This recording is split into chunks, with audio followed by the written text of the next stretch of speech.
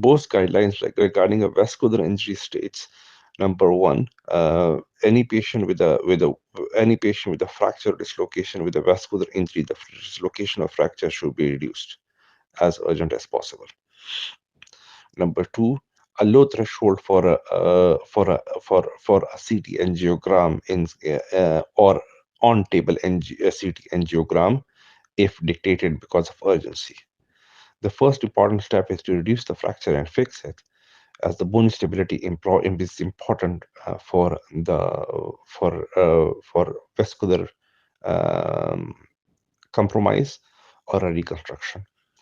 Number three, after the fracture fixation, I would have to shunt the vascular flow by doing a uh, temporary shunts.